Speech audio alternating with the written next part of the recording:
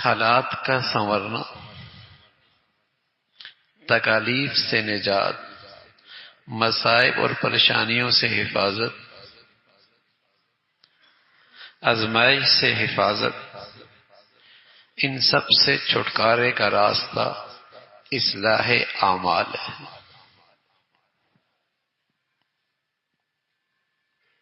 یہ اللہ کا علم ہے، رسولوں کے پاس آیا، اور یہ علم ہے مسلمانوں کے لیے خاص، کہ اگر تم نے اپنے حالات سنوارنے ہیں تو اپنے اعمال سنوارو۔ یہ علم کافر نہیں جانتے، مشرک نہیں جانتے، اہل باطل نہیں سمجھتا،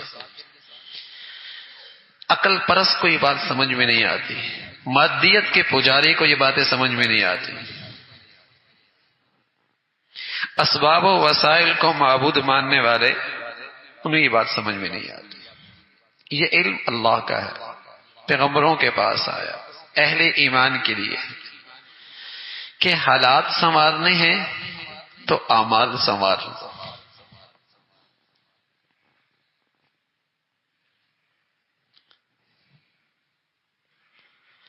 مصیبت سے نکلنے کی صحیح تدبیر، مصیبت سے نکلنے کی صحیح تدبیر، پریشانی سے نجات، آزمائش سے چھٹکارا، اس کا صحیح راستہ اپنا عمل ٹھیک کرنا۔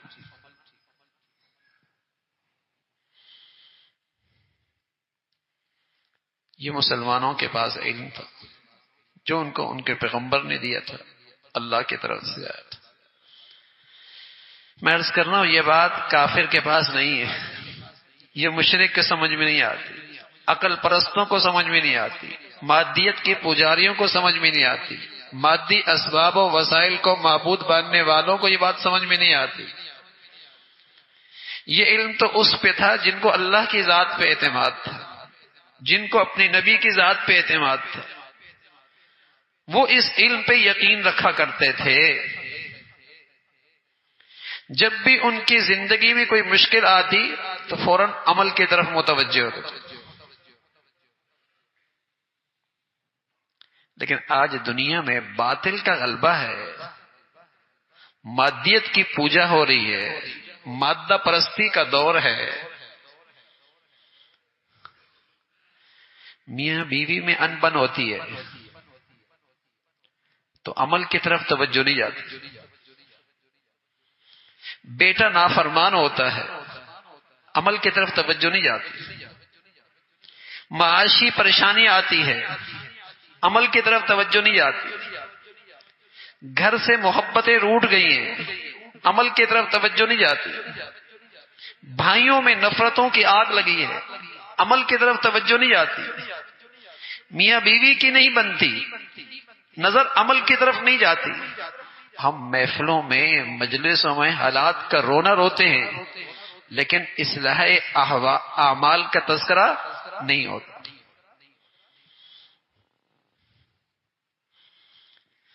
ہم ہر جگہ حالات کا رونا روتے ہیں لیکن اصلاح اعمال کا تذکرہ نہیں ہوتا، اعمال سنوارنے کی فکر کوئی نہیں۔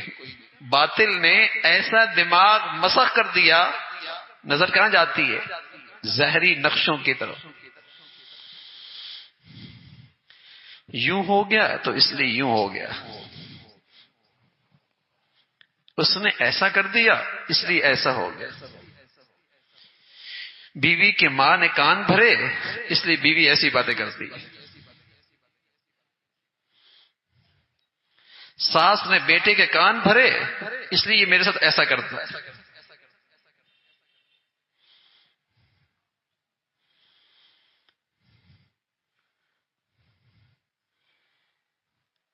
ادھر تک نظر جاتی ہے، یہ تو نظر جاتی ہی نہیں نا کہ فجر جو نہیں ہو رہی، یہ تو نظر جاتی ہی نہیں نا کہ ہمارے گھر میں لقمہ حرام جو آ رہا ہے، یہ تو نظر جاتی ہی نہیں نا جو بے پردگی کی نحوست ہے اس کا ریئیکشن بھی تو ہوگا، یہ تو نظر جاتی ہی نہیں نا کہ جو گھر میں غیبت اور بدگمانیاں ہیں اس کی بھی تو نحوست ہوگی۔ اصلاح اعمال کی طرف نظر جاتی نہیں،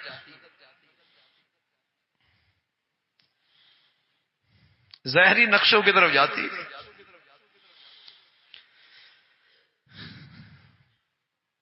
معاش کا مسئلہ ہے، حالات جو ایسے ہیں، ادھر تو جاتا ہی نہیں نا بات کہ جو خیانت ہو رہی ہے، جو جھوٹ بیانی ہو رہی ہے، جو ملاوٹ ہو رہی ہے، جو غلط بیانی ہو رہی ہے، آج بازاروں میں اس کی بھی تو نحوست ہو سکتی ہے۔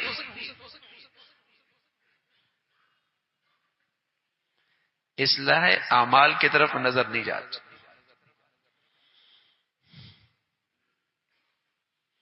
حالانکہ یہ مسلمانوں کے پاس اللہ کی طرف سے بھیجا ہوا علم تھا کہ حالات بگڑے ہیں، نجی یا قومی، اعمال سنوارو۔ میں نے عرض کروں دنیا پرستوں کو تو یہ سمجھ میں آتی نہیں، مادیت کے پجاریوں کو یہ عقل میں آئے گی نہیں، جو ہر چیز کو عقل کے پیمانے پہ پرکھتے ہیں انہیں یہ علم سمجھ میں نہیں آئے گا۔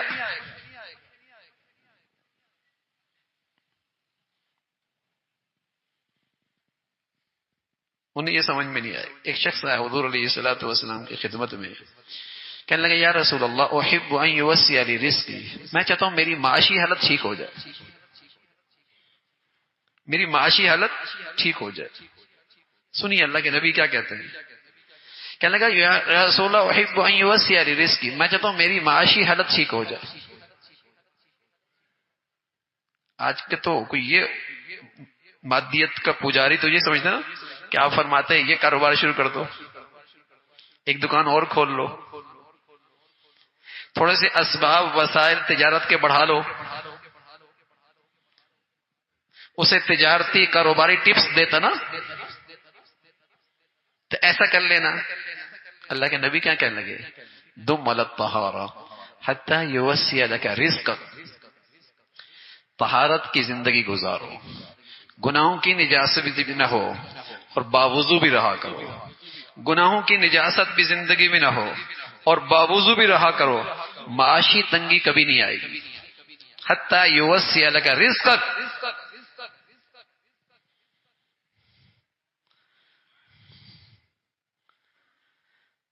جن کا مادیت